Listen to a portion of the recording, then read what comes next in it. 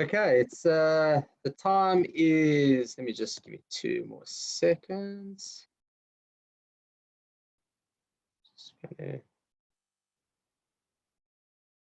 All right. Good evening, ladies and gentlemen. It's a great privilege to be hosting all the way from Bet Shemesh in Israel, Talli Rosenbaum.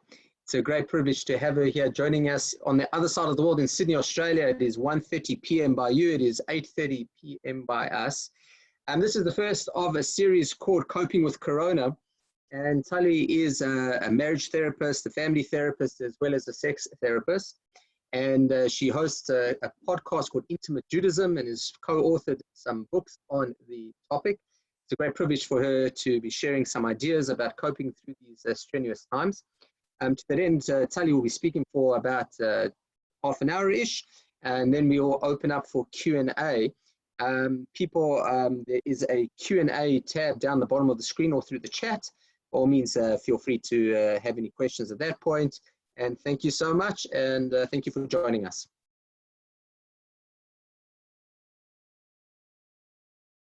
So exciting to be invited to the community in Sydney, Australia, although I'd like to actually really come in real life, maybe in the future. So thanks very much, and I'd like to welcome everybody who has come to listen. Thank you for being here. I think it's interesting and meaningful that the first of the series has to do with intimacy, because I really think that what happens with the couple in the household sets the tone for the household.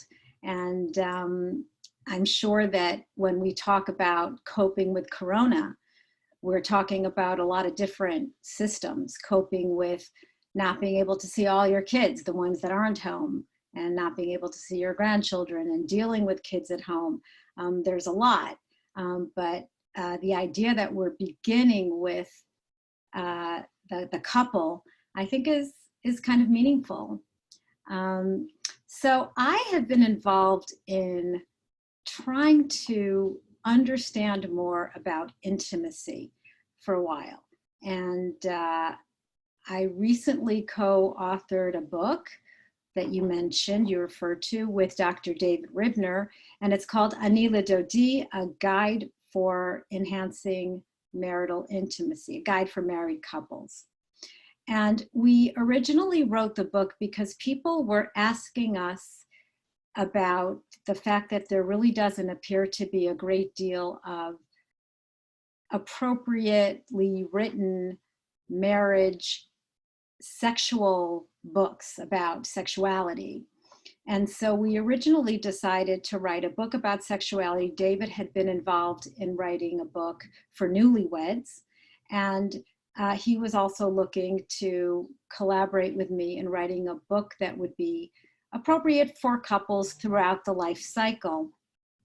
And so we began to write a book about sexuality.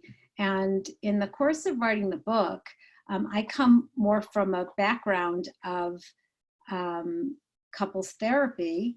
And we found that it was very difficult to talk about sexuality without also including what's going on in the context of the marriage, and talking about the emotional intimacy. And when I talk about intimacy, and I think that we will expand a little bit more on what we mean by intimacy, I've been involved in talking about intimacy in all sorts of situations. What is intimacy? How do we develop the skills for intimacy? And those are developmental, and I hope to talk about that a little bit.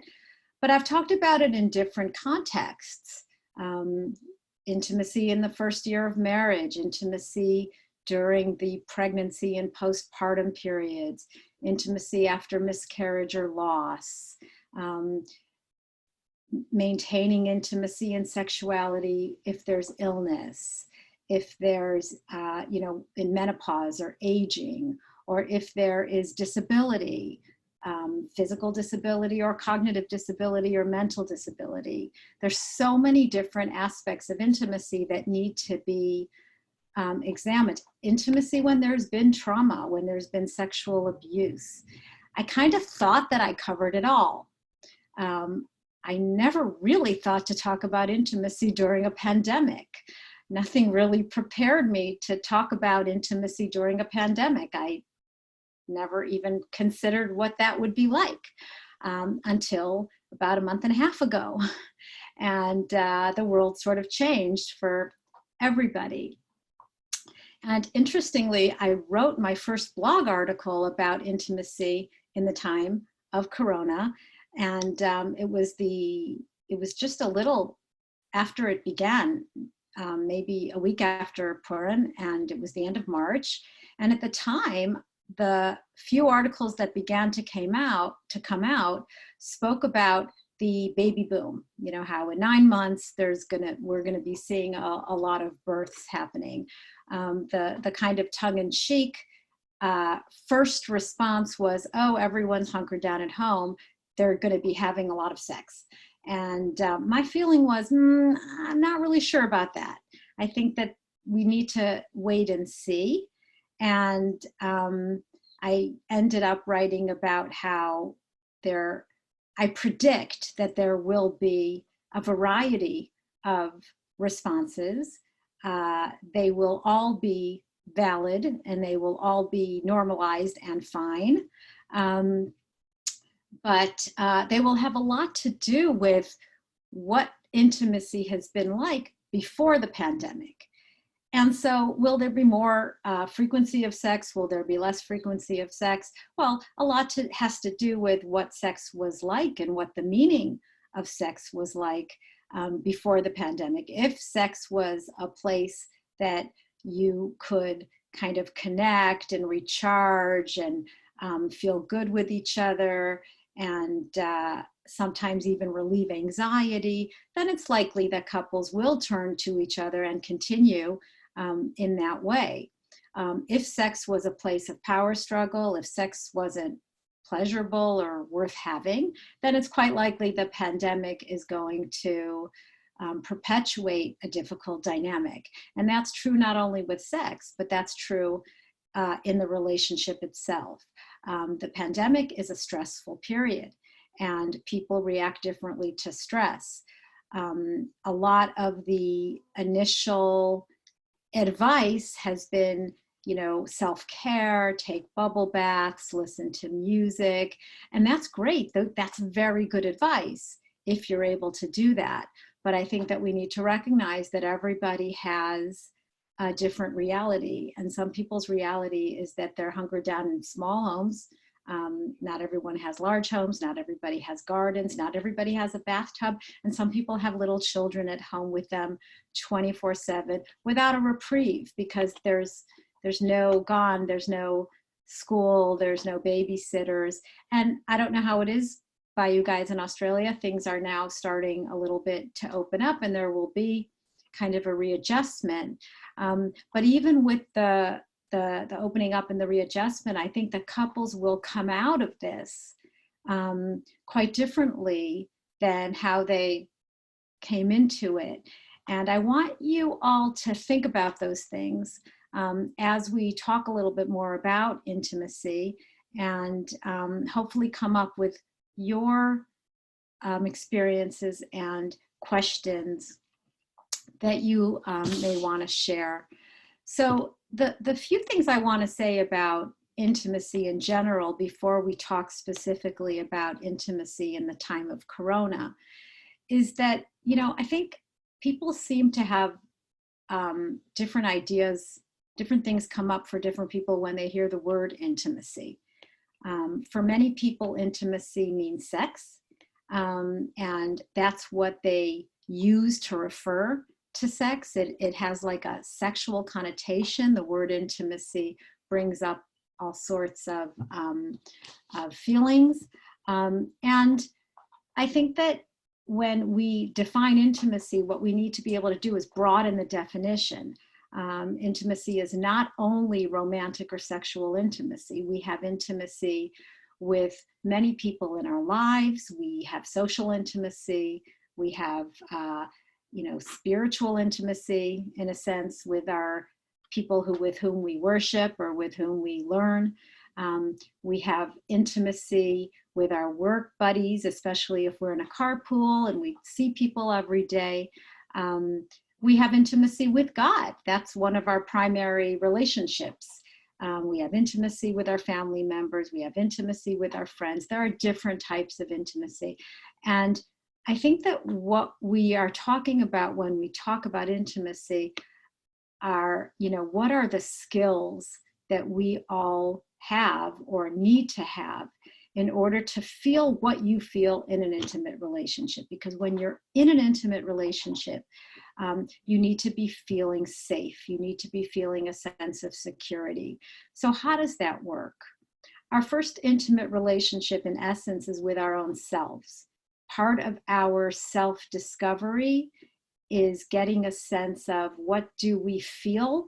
What do we feel physically? I mean, as babies, as children, our first sense of ourselves is our need, hunger, thirst, touch, to be changed, to be clean, to be taken care of. Our needs are very primitive, they're very basic, and we have a very primitive way of communicating them. We scream and cry till those needs get taken care of.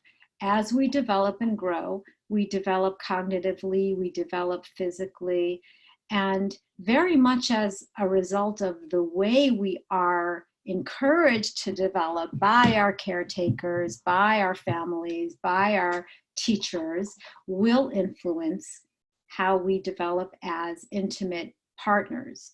So if we are in an environment where we are encouraged to explore, to be curious, to ask questions, then it's likely that we're going to have curiosity about other people and about our partners.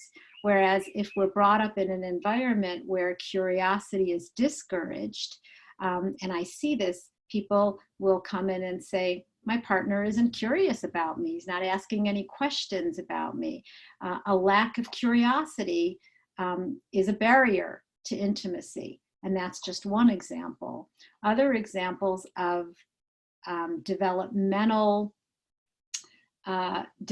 processes that inspire and influence intimacy would be emotional awareness. If you grow up with a home that validates your feelings and you feel safe expressing them, as opposed to if you are told, no, that don't feel sad because, don't feel that way. It doesn't pay to have those feelings. It doesn't help anybody to feel that way. You will learn, you will adapt from a young age to internalize your feelings and to not express them.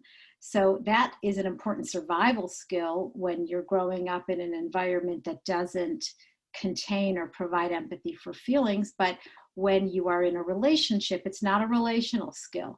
Relational skills for intimacy include the ability to know what you're feeling, to be aware of what comes up for you, and to be able to express it to your partner, and not when it's too late. Because when we feel things, but we automatically internalize them, and we hear the message that we might have been brought up with that, just deal with it and don't bother talking about what's bothering you, we continue to internalize, and it builds up. And sometimes it builds up until we will act out in some way, whether that will be an emotional outburst or whether that will be passive aggressiveness. It will be a non-functional way of relating. If we want to relate in a functional way, we want to be able to get a good sense of what we're feeling early on so that we can communicate it before we become reactive to those feelings. So if we're talking about maintaining intimacy in a pandemic, which means that there's likely to be very different dynamics than what you're used to, and we need to adapt to them, it is even more important, essential, that we have what's known as self-awareness. We want to be aware of we want to take our own pulse, take our own temperature, get a sense of what our stress level is so that we can honestly and authentically communicate that. whether it's to our kids or to our partner. You know, I need a little time to myself. I feel like I'm starting to, you know, get to that point where I'm not fun to be around. And you know that, and you can communicate that, and you can negotiate the time that you need. Because if we're going to be in this pressure cooker together and we don't have other outlets, we need to negotiate the time that we need for ourselves, for our self-care. We need to negotiate taking turns taking care of the children, taking turns having our time to ourselves, and even taking turns taking care of each other. That's one way in which the dynamics might change, because in many marriages, they work because of how they work. So for example, you know, if one partner goes out, if both partners don't see each other all day and then they see each other, chances are they're getting a lot of their needs met outside, and that's fine, that's good. We don't want to have a marriage where we expect to have all of our emotional needs met by our partner, for our partner to be our best friend and our therapist and our co-parent and our lover and everything. We don't want, you know, we want to be able to have friends and be able to talk to other people. And that is sometimes a dynamic that helps perpetuate a healthy marriage. But when you don't have that, that changes the dynamics. So what you might have is a relationship where one partner is the, you know, emotional caretaker of the other generally. You know, one partner is the anxious one and the other one is the calming down one. This situation might change all that. And you might need to learn to change sides, and you be the one to sometimes provide reassurance for your normally calming partner. These are changes that come up and need to be addressed. Roles in the home, they are going to change because you are both home. And so they do need to be talked about. They need to be negotiated. And this is really a time to be even more careful about the basic intimacy skills that are really important in a marriage as it is. If you have heard that it's a really good idea to express appreciation for your partner for doing things, make sure this is the time to express appreciation, to notice the little things that each of you are doing, and to say, wow, I really appreciate, that was really very nice of you. I noticed that you washed the dishes and I didn't even say anything. Thanks for doing that. This sets up an atmosphere of gratitude and acknowledgement and being seen by one another. And this might be a way to, you know, make the home a place which feels containing, and it feels good. It feels like it's a place where you want to be stuck with your partner. So going back a little bit to the developmental, I was talking about what prepares us for intimacy, and I talked about, you know, emotional awareness, and I talked about you know, the ability to express those emotions and have them validated. There's really a lot more. You know, when we are growing up, we develop autonomy, and we want that autonomy to be respected to some extent. Autonomy and feeling like you have choices, that's very important for safety in a relationship. We want to be able to establish trust of another person. So if we're growing up and we have friends and we share with our friends certain intimate secrets about us, and those friends are containing and they're empathic and they hold their secrets, our secrets, and they don't tell other people, then we develop trust. If we have a friend who, or a mother, you know, who exposed us, then we will be less skilled or less able to be relational, because we won't be able to trust. We've been exposed, our insides have been shown, and we can't trust people. And so again, how we develop is going to very much affect our ability to relax in a relationship and let go. And relaxing in a relationship and letting go refers to emotional vulnerability, but it also refers to physical, because when we talk about sexuality, we also want to be able to talk about letting go, and we want to be able to talk about being able to give and receive pleasure. So if we're going to talk about pleasure, which is really important when we talk about intimacy, I would go back and look back at the development of intimacy and talk about pleasure from the time we're very young. How do we learn to value pleasure? You know, people, it's interesting because I recently ran a Zoom panel on Unorthodox, the Netflix series that came out. And this, of course, has aroused a lot of discussion, particularly about sexual education and preparation for marriage and Chatan and Kala instruction. And people were asking me about, you know, how Chatan and Kala teachers can better prepare their brides and grooms for intimacy. And, you know, I think that what we need to understand is it's really not up to the Chatan and Kala teacher to prepare people for intimacy. That's not it's not as though you make it to the age of 22 and you have no skills and then you sit with a Kala or Chatan instructor and they teach you how to be sexual.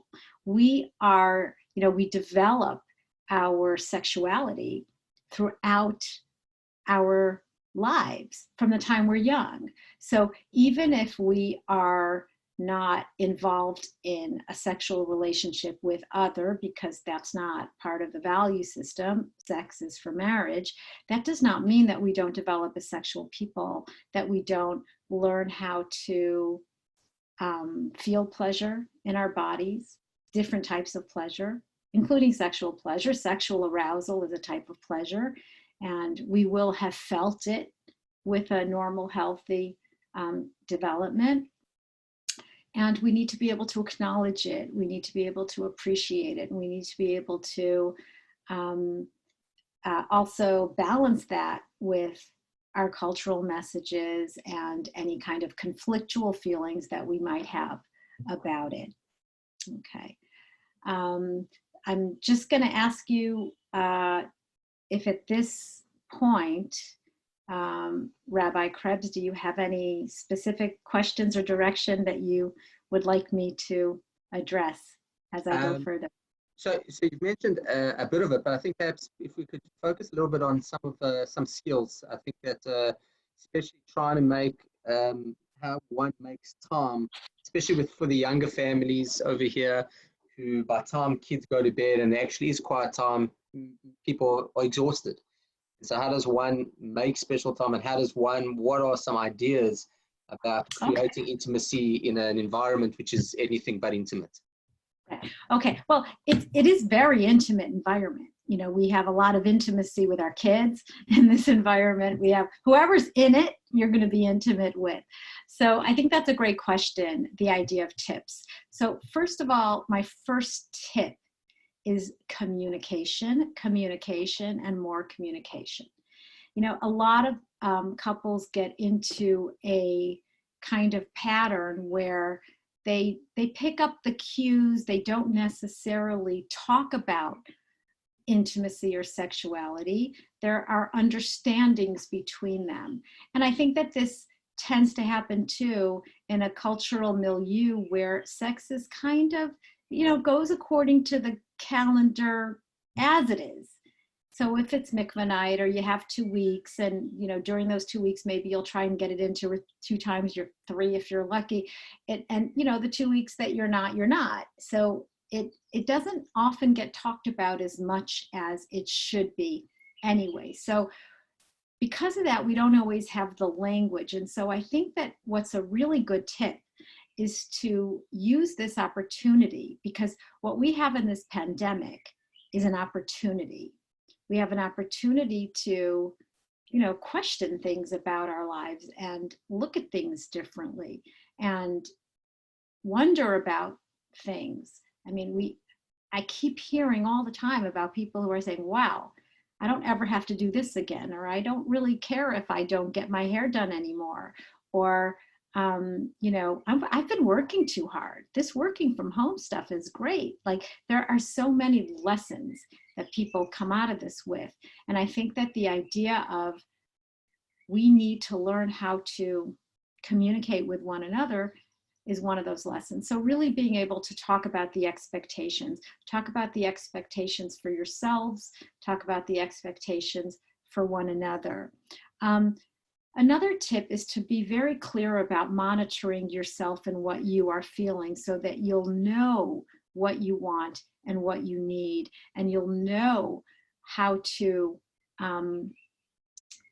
express that to your partner, but also understanding that in this pandemic, the situation is different and we are learning to cope differently. So, you know, there are people who maybe would only engage in relations, and soon I'm gonna just talk a little bit about that part of it.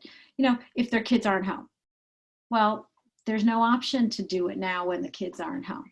So, you know, the idea of how are we going to escape our kids? Now, if you have small kids and you can put them to bed and you have time to be together in the evening, that's great. But if you have kids, you know, in their teenage years, they never go to bed, or at least it doesn't seem like they ever go to bed. So, you know, you don't really, you know, so usually you rely on when they're not home during the day or evening. That's not there for you anymore.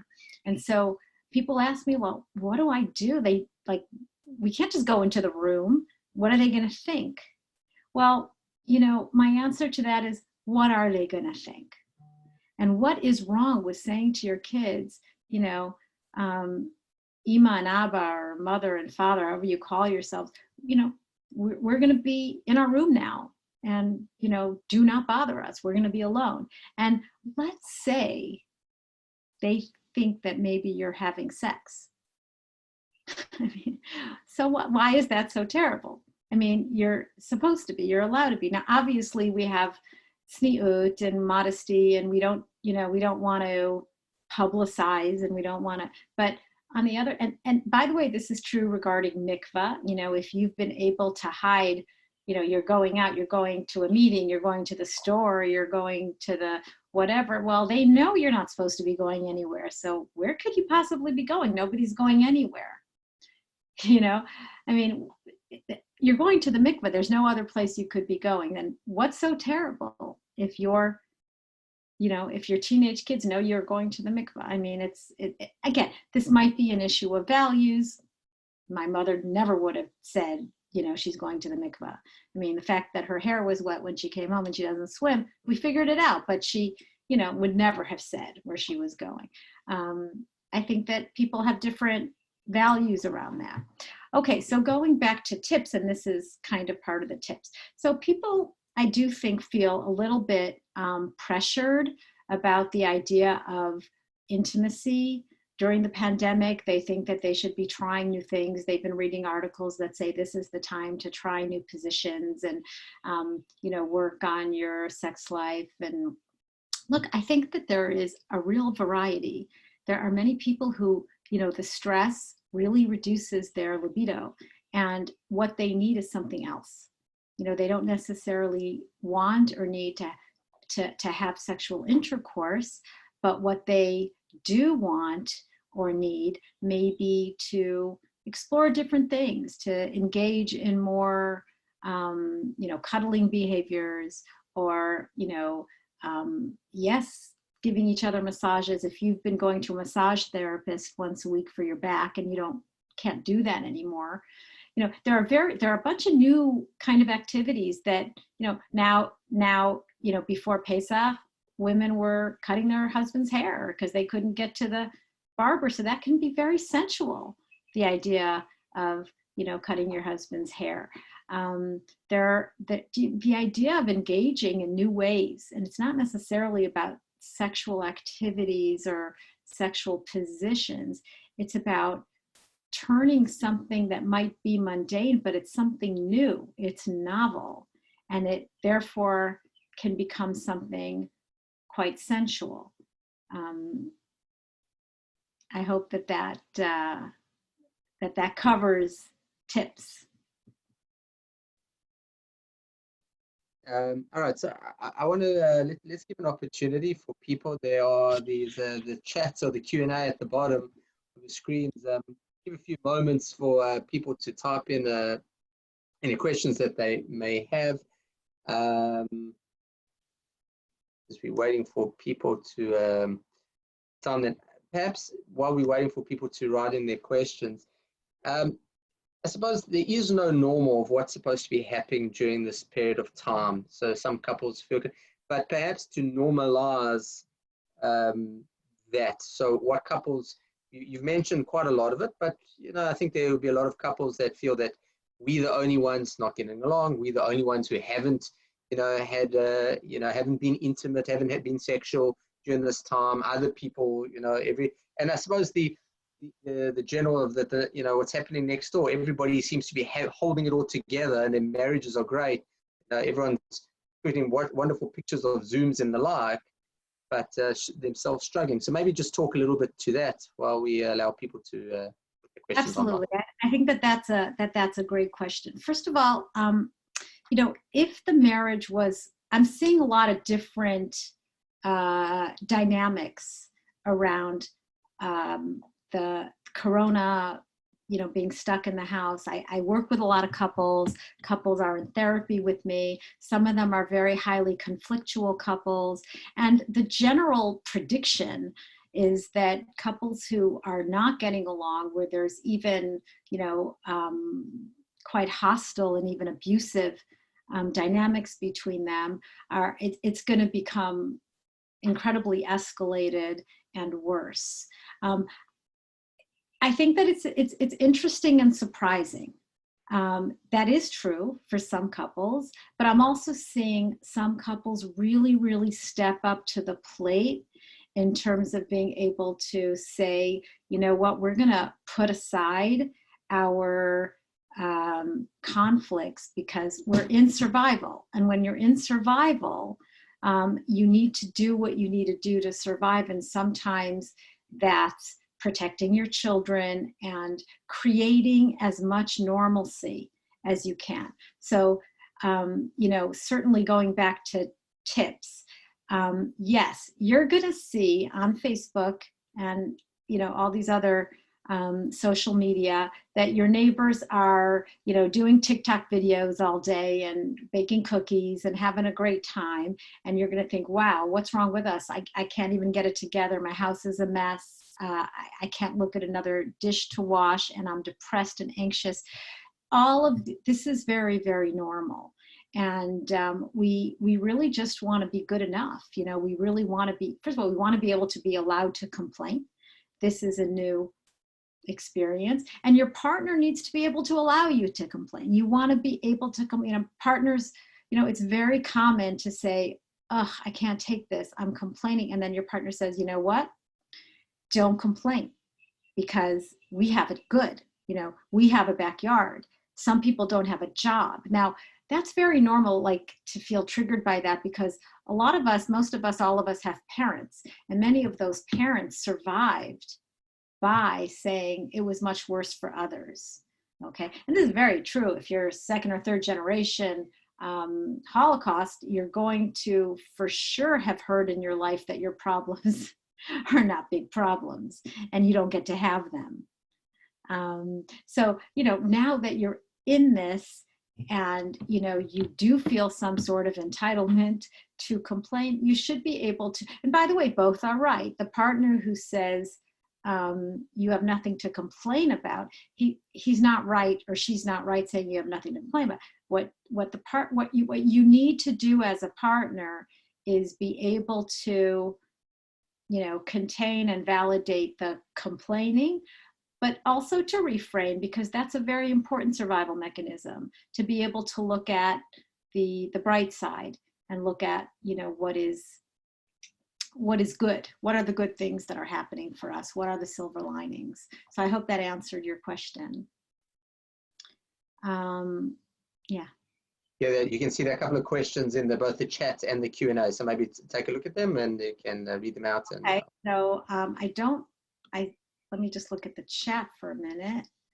Okay, I see something in the chat and I see something in the Q&A. So in the chat, what do you think about having sex as a form of conflict resolution in the face of COVID, especially considering the extra stress and pressure?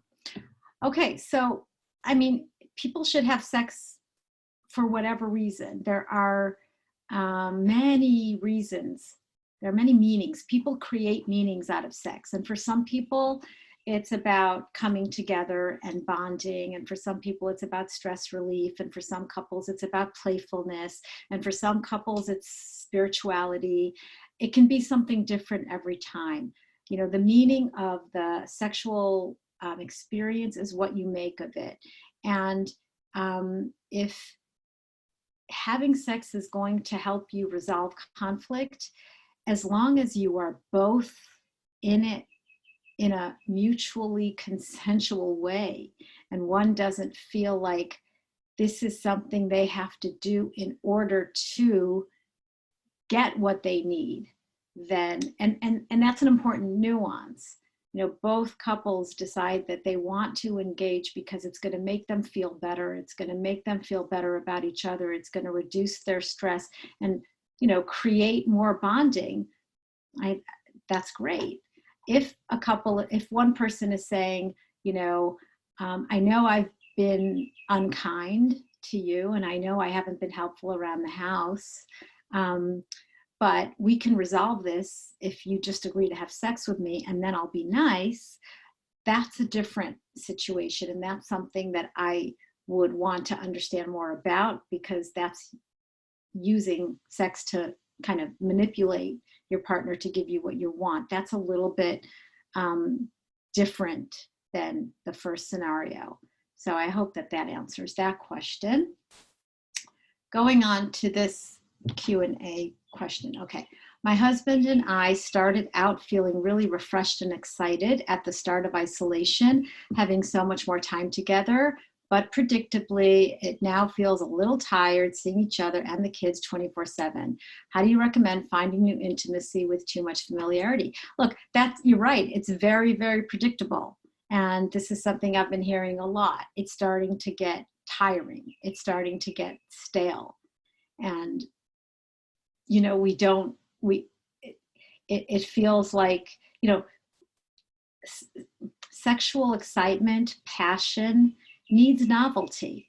And so if we're kind of it really depends how we're experiencing the day-to-day. If we're wearing the same clothes, and, you know, a lot of guys aren't shaving, it's the Omer. So, you know, if your husband is shaving, then you don't have, then that's better than if he's not, in the sense that, you know, there's like this shabby look.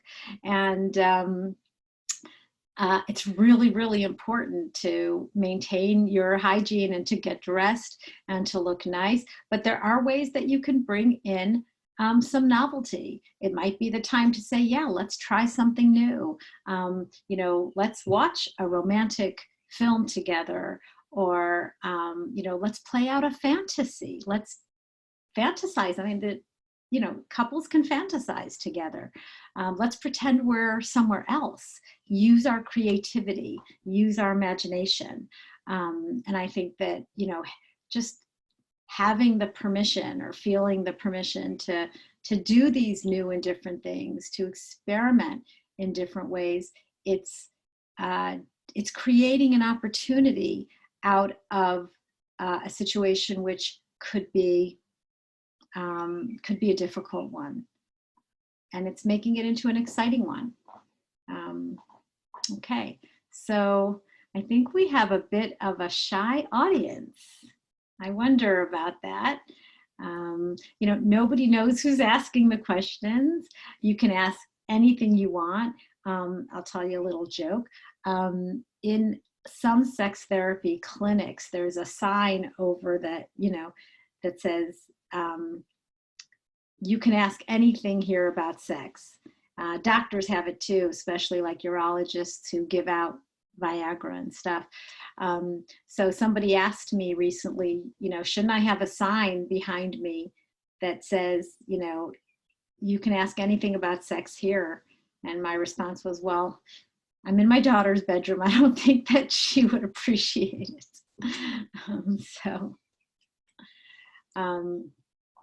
Okay, so Rabbi, what else should we talk about until more questions come in? Listen, I think you've covered so much this evening. I'm conscious of the time, and my experience has been in webinars that 45 minutes is a good time for many. So if there are no pressing questions, and it does appear that there are no pressing questions, at least people not feeling comfortable enough to ask those questions. I think you really covered quite a vast array of different challenges that couples are having, and I'm sure it's been very helpful for all of us, to have you on. So just to that end, I'd like to thank you so much for for being part of this. I hope all the attendees have found this helpful, and it will help them in their own lives.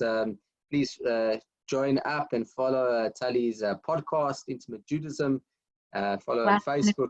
Coming in, of course. This always happens, by the way, right as you're about to sign up. Oh, it's all good. It's all good. All right, good. All good. I think we can take one more question. Okay, go for it.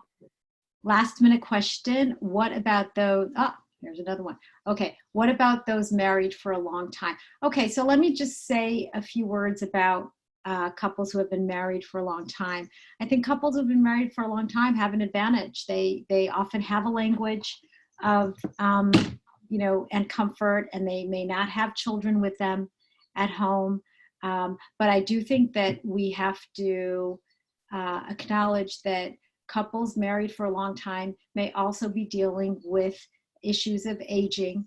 And, when we talk about sexual health and aging, we talk about the importance of communicating because things change. The body changes. There may be aches and pains related to certain physical acts. There may be some sexual dysfunction.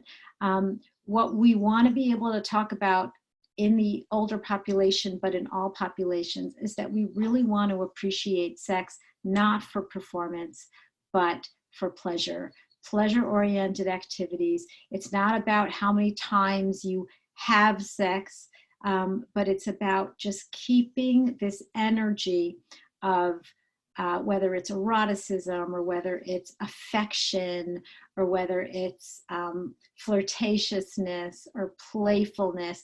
It's not necessarily about how many times you have sex or whether your erection is working or whether you do reach orgasm or you don't reach orgasm. These things are not the main issue. The main issue is being able to communicate about what feels good and to be able to keep your relationship open to different activities. Okay, I feel like it's hard to keep up the connection with each other when we're together all the time. How can we keep the boredom from setting in? Yeah, I think that's a very important question, and I think that we still need to be able to connect to others. It is very difficult to expect to get all of our energy and vitality from one person. So if it's Shabbat and it's a long Shabbat, and I don't know how you live out there in Sydney. I mean, here in Israel, we live with neighbors pretty close by. I'm imagining that you all have big homes and your neighbors are kind of spread out. So you might really be stuck with each other all Shabbat and you can't go to Zoom and talk to somebody else. So that can be a real issue.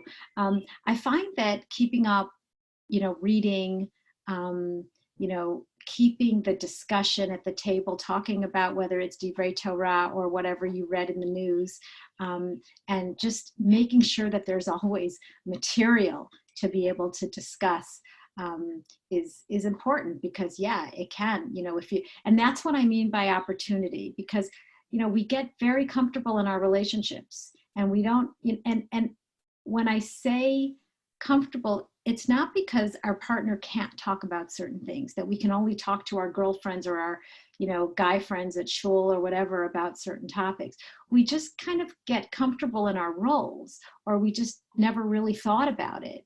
But you might find that you can have a really interesting chavrusa with your wife, and that your wife brings like new ways of looking at the sugya, at the, you know, if you sit and you learn like a piece of Talmud, a piece of Gemara with your wife, she might have some insights that, you know, you didn't think about before, because women learn Talmud a little bit differently. So, you know, that might be, it's really a great idea to explore and look at different ways in which you can connect.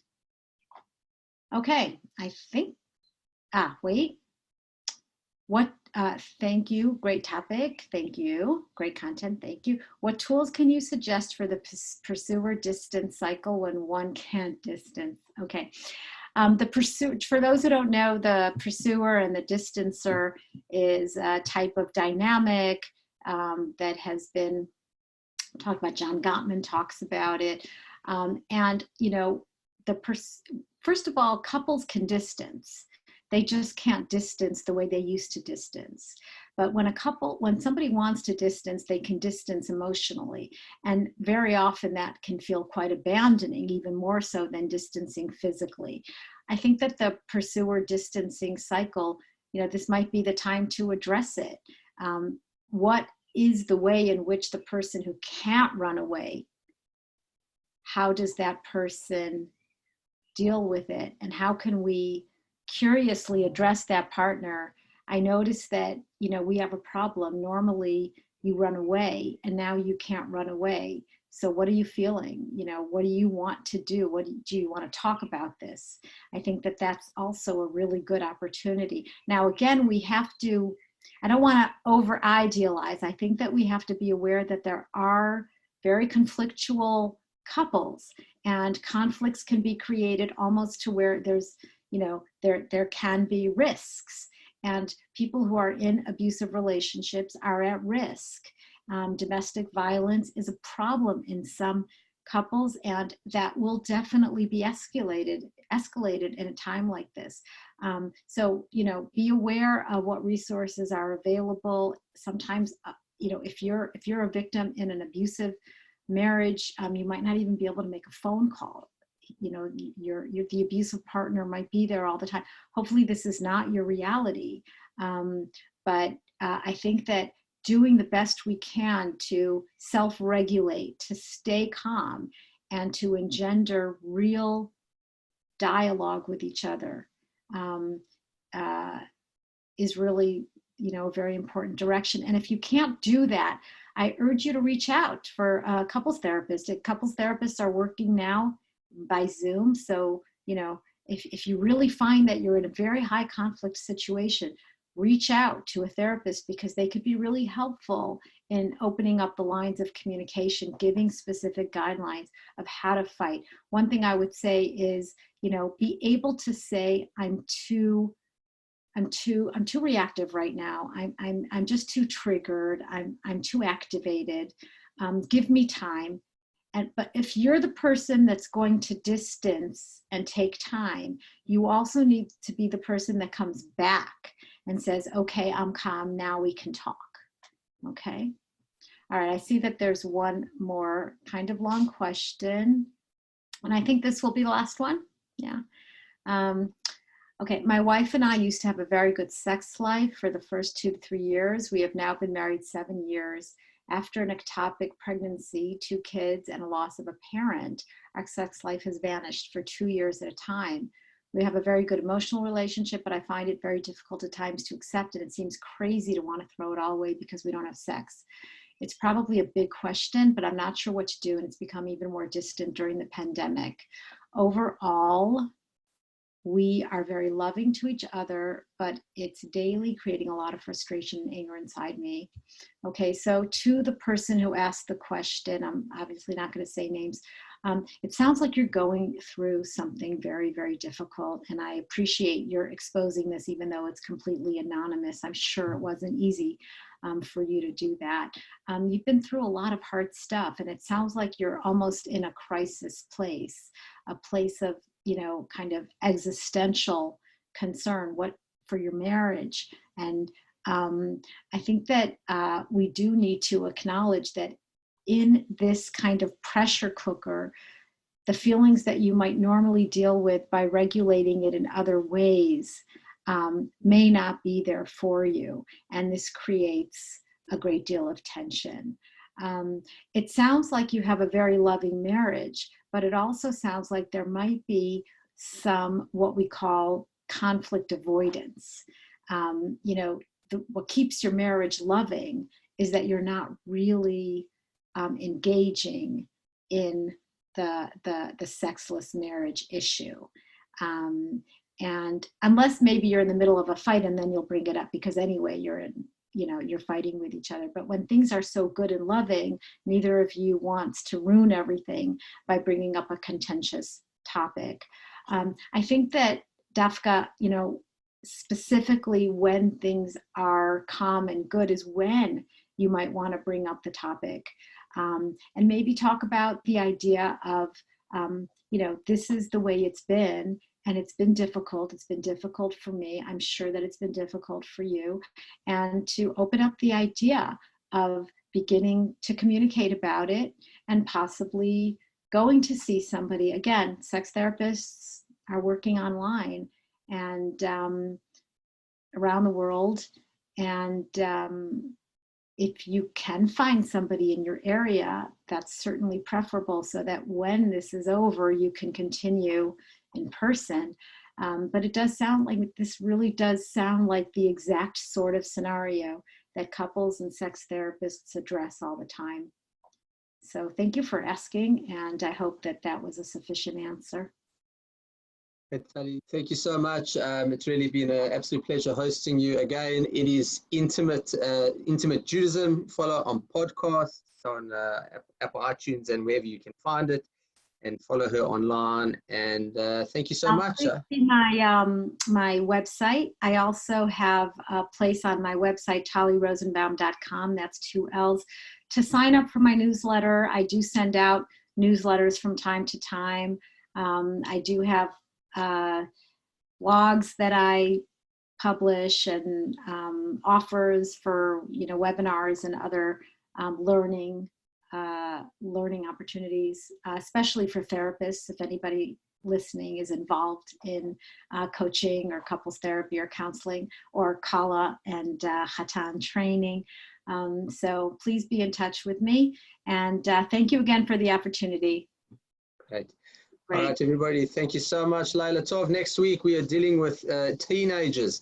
So if you want to come with Lisa Kramer next week on how to deal with communicating with teenagers, hope you can all join us then.